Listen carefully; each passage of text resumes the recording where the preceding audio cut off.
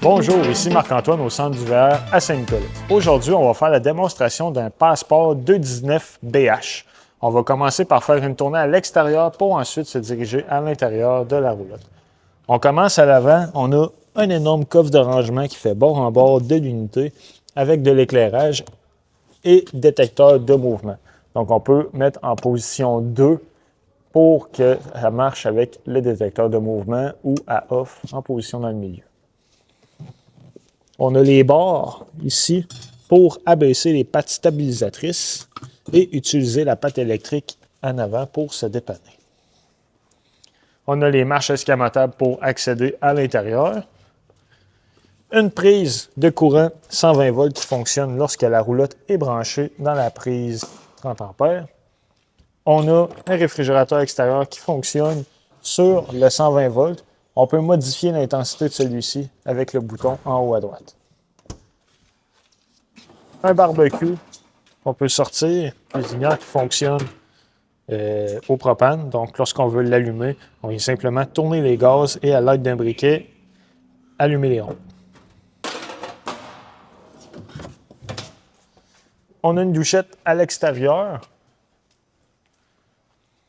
À l'arrière, une échelle pour accéder au toit.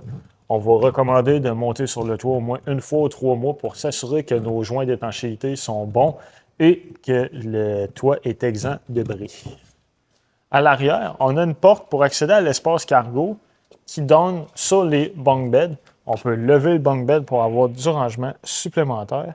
Ici, on voit le fil qui est fourni avec la roulotte. Et on a le panneau des breakers principal. On y a aussi accès de l'intérieur. Pour la vidéo, on va le voir d'ici comme il faut. Donc, on a la partie qui gère le 120 volts à la gauche avec les breakers et la partie qui gère le 12 volts avec les fusibles. Quand il y a une fusible va être défectueuse, il va y avoir une lumière rouge qui va allumer à côté de celle-ci. Et juste au-dessus, on voit une prise 120 volts avec un breaker comme on va retrouver dans une salle de bain. Donc, si jamais on n'a pas de courant dans la roulotte, dans nos prises 120 volts, c'est la première prise à aller voir pour s'assurer que le bouton est bien enfoncé. Maintenant, on a notre roue de secours. Ici se trouve le tank flush. Le tank flush, en fait, c'est un système qui va servir à rincer notre réservoir d'eau noire quand on commence à avoir des mauvaises odeurs.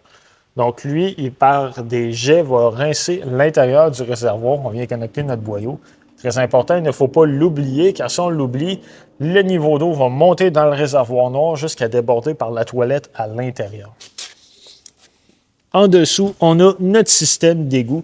Donc, on a une valve grise qui va être pour l'eau des éviers et de la douche et la valve noire pour l'eau de la toilette. Quand on veut effectuer une vidange de nos eaux usées, on va venir connecter notre tuyau juste ici. On va ouvrir la valve noire en premier. Quand c'est vide, on va ouvrir la valve grise pour effectuer un rinçage de notre tuyauterie. Quand on a terminé, on va refermer nos valves et remettre notre capuchon. Ici, c'est la prise 120 volts 30 ampères pour connecter la roulotte. On a une ventilation pour le réfrigérateur à l'intérieur. La sortie pour la fournaise qui fonctionne au propane. À l'avant, notre chauffe-eau. Lui, il fonctionne au propane et électrique. On peut l'actionner à partir de l'intérieur. Pour ce qui est de la station d'eau, donc on a une douchette extérieure avec l'eau chaude et l'eau froide. On a l'emplacement pour remplir notre réservoir d'eau fraîche. Donc lorsqu'on veut marcher en mode autonomie, qu'on n'a pas accès à l'eau de la ville ou du camping, on remplit notre réservoir et on peut actionner la pompe à eau de l'intérieur. À côté, on a le City Water Connection. C'est ici qu'on va venir connecter l'eau de la ville et du camping. On a différents accès aussi pour accéder à nos valves de bypass pour le chauffe-eau pour hiverniser le véhicule. En haut complètement, on a le contrôle pour les pattes stabilisatrices électriques. Donc, on peut venir extensionner et rétracter les pattes autant à l'avant qu'à l'arrière. On a des prises coaxiales pour la télévision juste ici. Et On a un boîtier à l'avant. Si on veut installer des panneaux solaires sur le toit, l'unité est préfilée en conséquence, donc on peut venir installer notre contrôleur juste ici. À l'avant, on a une trappe à l'arrière qu'on peut retirer pour mettre notre tuyau d'égout de rangement. Et on a aussi une prise pour installer un panneau solaire portatif. Donc, l'unité est préfilée encore une fois à cet effet. Très important, si on vient mettre un panneau solaire portatif, il doit avoir un régulateur de courant intégré à celui-ci. À l'avant, on a l'emplacement pour mettre notre batterie 12 volts. Il y a possibilité de changer de boîtier, en mettre un plus grand pour mettre 2 batteries. On a nos 2 réservoirs de 20 livres de propane, ainsi que la patte électrique. Donc, simple de fonctionnement, lorsqu'on veut monter ou baisser. On a aussi de l'éclairage avec. Notre prise électrique 7 brins pour brancher dans notre véhicule, donc qui va servir à allumer les lumières et actionner le système de freinage de la roulotte. On a les chaînes aussi, juste ici, et un câble qui va servir pour le système de sécurité de freinage de la roulotte. Donc, c'est très important, ce câble doit être attaché indépendamment de la chaîne. Ça va permettre que si jamais on a un problème avec la roulotte, on se désattelle de notre véhicule, ça va appliquer les freins automatiquement. Donc, ce câble ne doit jamais être dans les chaînes. Maintenant, on va se diriger à l'intérieur de la roulotte.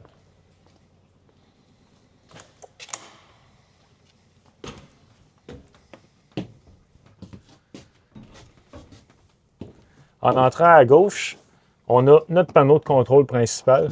Donc, sur lui, on va voir nos différents niveaux de batterie, réservoir d'eau fraîche, eau noire. Eau noire 2 ne servira pas, c'est une option. Eau grise 1 et eau grise 2, même principe, on n'a qu'un seul réservoir dans le cas ici. On a l'interrupteur pour soit faire fonctionner notre chauffe-eau au gaz, au propane ou électrique. On a l'interrupteur pour activer la pompe à eau. Donc, lorsque nos réservoirs sont pleins, on l'active pour avoir de l'eau dans notre robinet. Quand on a terminé de se servir de la pompe à eau, on recommande fortement de la refermer. On a les interrupteurs pour l'éclairage ainsi que celui pour ouvrir et fermer l'auvent. On a un radio intégré dans la roulotte avec des haut-parleurs intérieurs et extérieurs. Donc, on peut programmer les zones différemment, zone 1, zone 2, monter le volume, on peut connecter aussi notre téléphone dessus, il est Bluetooth. Dans le coin dinette, on a une table qu'on peut convertir en lit.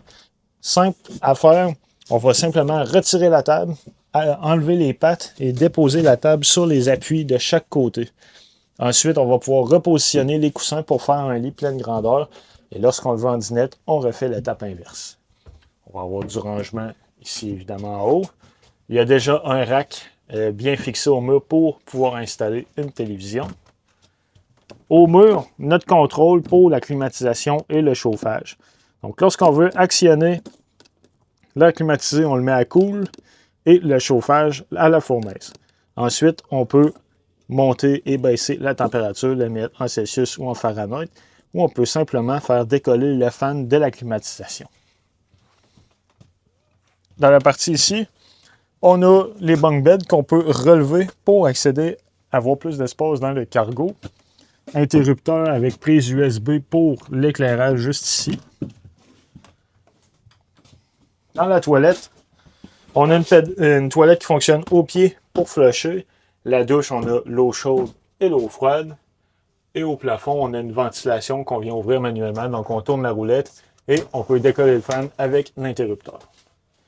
On a une prise 120 volts juste ici, supplémentaire, et avec notre évier eau chaude et eau froide. Du rangement. Ici, c'est notre réfrigérateur. Lui va fonctionner sur le 12 volts. Donc, on peut modifier l'intensité de celui-ci à l'aide d'un principe très simple. On a une languette qu'on peut monter ou abaisser. Lorsqu'on le veut plus froid, on va le mettre au haut et au plus chaud, on va l'abaisser tout simplement. C'est un capteur de température. Pour le congélateur, même chose. Puis, celui-ci, on a aussi la possibilité de le faire fonctionner au propane. Donc, lorsqu'on veut le faire marcher au propane, on va venir sélectionner le bouton comme ça ici, retirer, pour qu'il fonctionne au propane.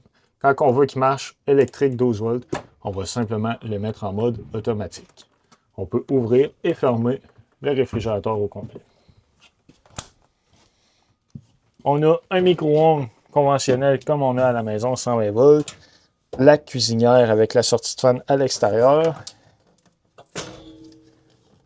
Pour ouvrir nos ronds, ce qu'on va faire, on va simplement ouvrir les gaz et tourner pour effectuer l'étincelle, pour avoir la flamme. C'est le même principe pour ouvrir le four. On a de l'éclairage aussi qui vient dessus. Dans la cuisine, on a évidemment un évier avec l'eau chaude et l'eau froide. L'éclairage, on peut toujours la gérer manuellement, donc un peu partout dans la roulotte. Ensuite, tiroir de rangement là, on en a aussi en dessous des banquettes de chaque côté. Maintenant, juste ici, on a une seconde prise avec un reset intégré dans la cuisine. Donc, même chose, si on n'a pas de courant, c'est le premier endroit à venir voir, s'assurer que le bouton est bien enclenché. On est monté en lit en ce moment. Lorsqu'on veut avoir un fauteuil de plus, on va simplement basculer les lits. Et on a un système de barrure de chaque côté pour venir le barrer en place. Ensuite, on a simplement à remettre en position fauteuil, comme ça ici.